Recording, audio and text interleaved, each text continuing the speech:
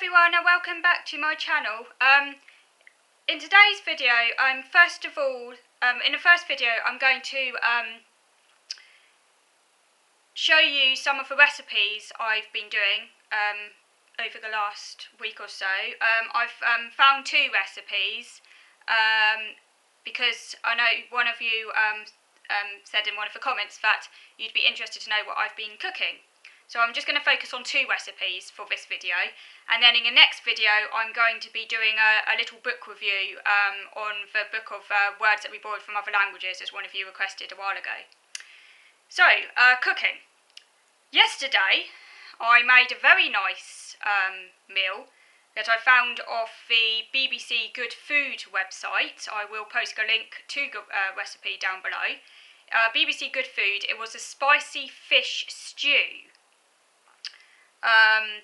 I did this one in support because I receive support twice a week to help me get more confident with cooking, particularly cooking fish, because as I think I explained elsewhere that this is quite a new thing for me, cooking fish, and I've had to overcome some of my OCDs about cooking it and handling raw fish and things like that.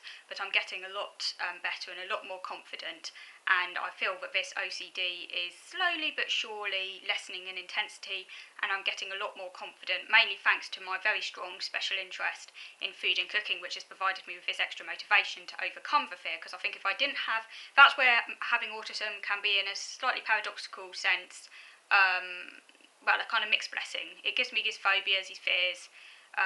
In my case, you know, we're all different, but in my case, partly because I've taken things literally, taken things too far, not understanding instructions, I've developed some phobias and OCDs, but the interest has helped me sort of overcome them, and also using my logic and everything else as well.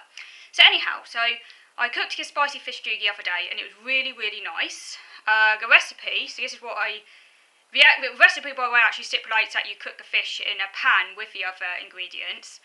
But because of the way my mind works and what I'm comfortable with and used to, I prefer cooking fish in the oven because that's how I've learned to cook it. So what I did was I baked the fish in the oven, and then I added it to the rest of the ingredients. I mean, it all works out the same, you know. I mean, I just again flaked it up into little bits and mixed it all in, as opposed to cooking it in a pan. But the recipe stipulates that you cook the fish with the other ingredients. So I'll tell you what I did anyway. And then it's up to you, if you do this recipe, whether or not you want to cook a fish in a pan or whether you want to cook it in the oven like I did and then break it up and add it to the ingredients at the end. So what I did was, first of all, so in a frying pan, so I cooked the fish in the oven. I bought it was a cod loin. So I oven baked it. It took about 15 minutes. And then so during that time I made the sauce. So what I did was, in a frying pan, I heated the oil, and then tip in garlic. That's I use 2 garlic clove squash. I do like a lot of garlic. I think garlic gives flavour to food, and I think often recipes sort of underestimate the amount of garlic that someone might require, because many people just don't really like garlic, I guess. In Mediterranean countries, they eat a lot of garlic, and I like a lot of garlic, so I added. This recipe was for 4 people, so I cut down, but I didn't cut down on garlic. You know, I added the full 2 cloves. Garlic's great.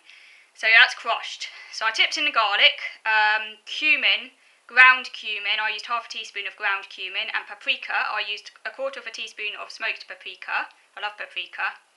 And cook that for 1 minute. Again,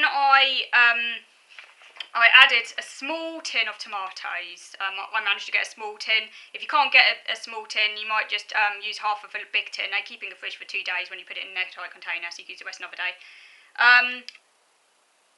So then you bring that to a boil, turn down the heat, and then I added bell pepper.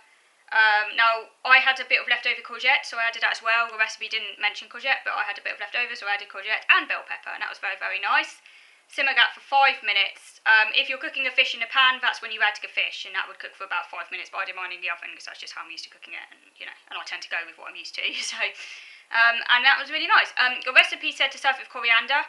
I don't really like coriander. That's a green, like fresh coriander. I don't particularly like it.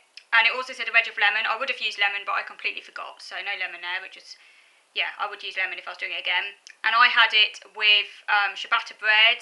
It does recommend serving it with bread, but of course any carbohydrate would suffice. I mean, it'd probably go quite nice with rice. It's quite a kind of almost soup-like though. It's stew, but it's quite soup-like, so it does go better with bread, I think. But it would go well with other things as well, maybe jacket potato, you know, because obviously, you know, you don't have to have it with bread. It's up to you what you have it with. So that was that one. And then the other one I did recently, just going to find it here, sorry about this. No, where is it? Yes, because that was under bread, so I need to look under pasta, which I think is at the beginning of the book. Yes. Here it is. The other thing I did recently was summer pasta with peas and mint. This was BBC Good Food. Now this was really, really nice. Very simple, but often the nicest things are the simplest. It's pasta with peas and mint. Now peas are currently in season, so it's a case of making the most of a summer pea bounty. That's fresh peas. They are actually in season now, and actually nothing beats fresh peas. They do taste quite a lot different to frozen peas, and I really like them. So this is what you do. You get some spaghetti. I used wholemeal spaghetti, but you could use white, doesn't really matter. I just prefer wholemeal. Boil the spaghetti according to the pack, and then when you have about 2 minutes cooking time left, you throw in the peas. I mean, you could use frozen peas if you can't find fresh peas, and that would work well as well. Meanwhile, you whisk olive oil, lemon juice, that's fresh lemon juice, and mustard together, that's whole grain mustard. You drain pasta, reserving a little bit of the water, only a very small amount, about a tablespoon or so. Return to pan. You stir the reserved cooking water, olive oil mixture, and mint, that's fresh mint, roughly chopped, through the pasta. Voila!